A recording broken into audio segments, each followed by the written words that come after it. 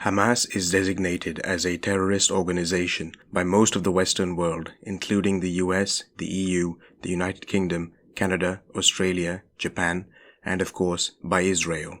Over a 36-year existence, they have been responsible for innumerable rocket attacks on Israeli territory, as well as other violent terrorist activities, most recently the October 7, 2023 attacks, which led to the ongoing Israel-Hamas war.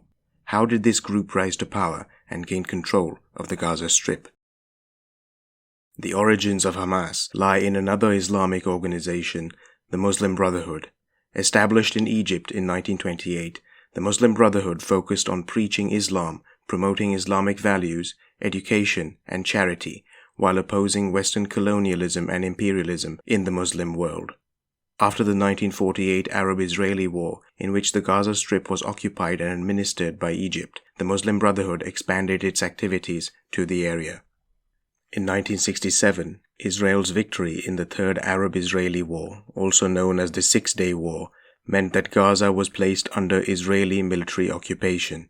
At first, the Muslim Brotherhood were not majorly involved in the Palestinian resistance effort and instead channeled their activities towards the mission of spreading Islamism. These activities were led by Sheikh Ahmed Yassin, a religious scholar and Palestinian refugee whose family had lost their home during the 1948 war.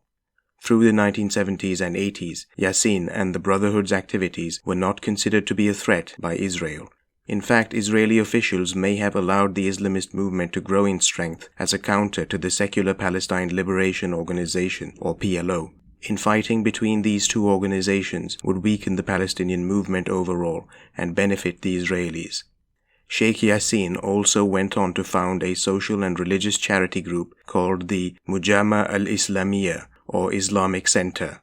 In 1984, he and other members of this organization were arrested for their involvement in collecting arms for the Palestinian resistance. But Yassin was released in 1985 as part of a prisoner exchange, in which a large number of Palestinians were let free in exchange for 3 Israeli soldiers. After his release, Yassin was involved in setting up security operations, which aimed to hunt down local informants and Israeli collaborators in Gaza. In 1987, after 20 years of Israeli occupation, the Palestinian population had grown frustrated and restive. This led to a massive outbreak of protests, civil unrest, and rioting against the occupation, called the First Intifada. On December 10, 1987, Sheikh Ahmed Yassin founded a new organization for armed struggle against Israel and for the liberation of Palestine, the Harakat al-Muqawama al-Islamiyya, or Islamic Resistance Movement, also known as Hamas. The 1988 Foundational Charter of Hamas identifies its mission as an Islamic resistance movement, which ties Palestinian nationalism and the Islamist cause together as shared goals.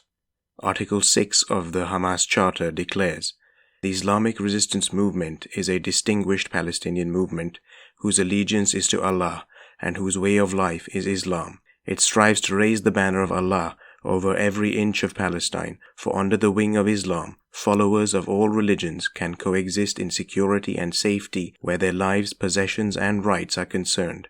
In the absence of Islam, strife will be rife, oppression spreads, evil prevails, and schisms and wars will break out."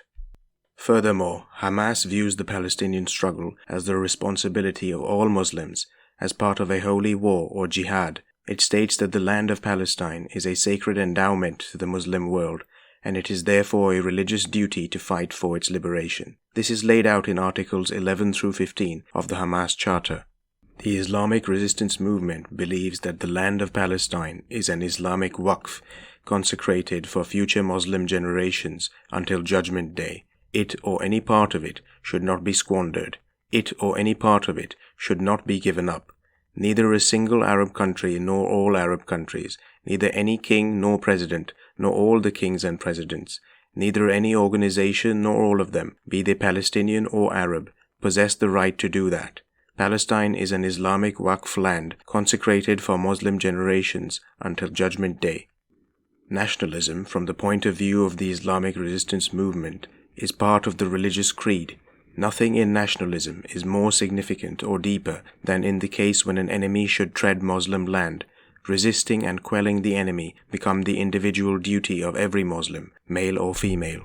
Initiatives and so-called peaceful solutions and international conferences are in contradiction to the principles of the Islamic resistance movement. Abusing any part of Palestine is abuse directed against part of religion. Nationalism of the Islamic resistance movement is part of its religion.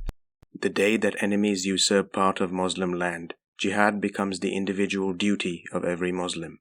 In face of the Jews' occupation of Palestine, it is compulsory that the banner of jihad be raised.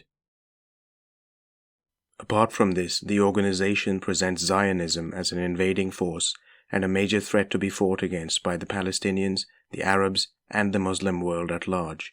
Various articles of the Charter underline this fact. For example, Article 7 of the Charter states that the Islamic resistance movement, or Hamas, is one of the links in the chain of the struggle against the Zionist invaders. It goes back to 1939. It goes on to reach out and become one with another chain that includes the struggle of the Palestinians and Muslim Brotherhood in the 1948 war.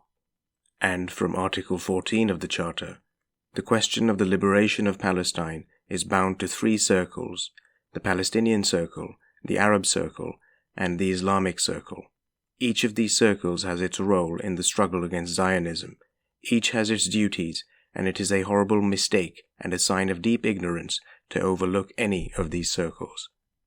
Article 32 of the Charter says that the Islamic resistance movement calls on Arab and Islamic nations to take up the line of serious and persevering action to prevent the success of this horrendous plan.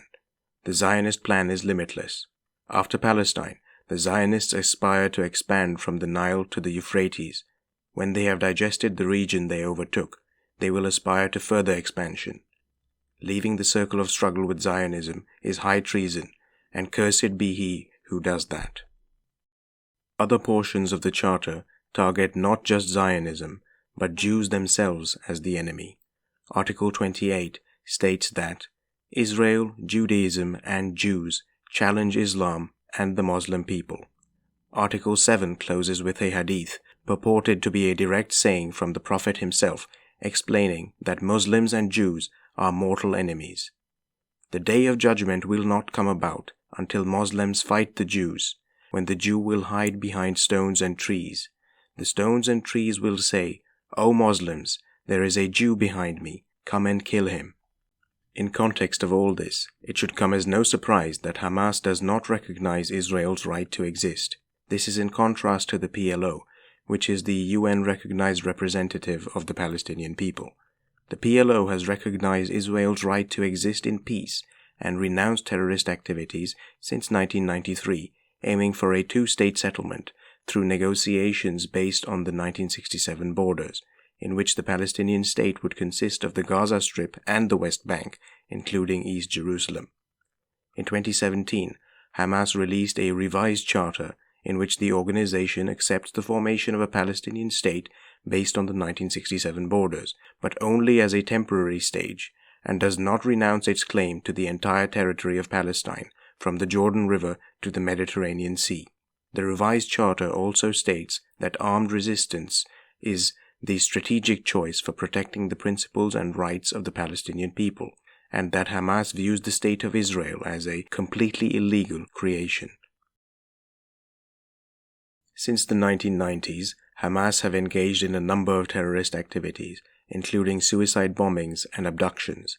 These were targeted at members of the Israeli armed forces and police at first, but since 1994 have also been targeted at Israeli civilians.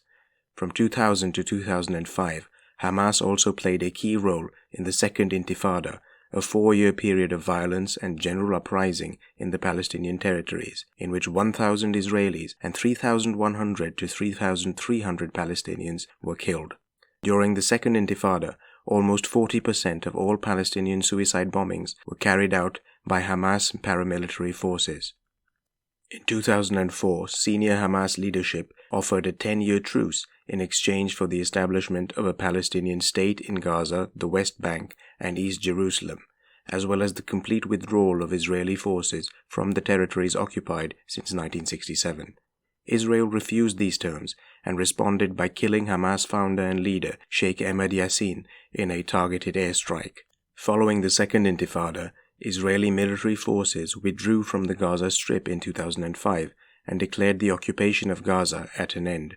However, they still continue to control the airspace and maritime access to the Strip. In January 2006, Hamas contested the Palestinian Legislative Council elections and emerged as the single largest party.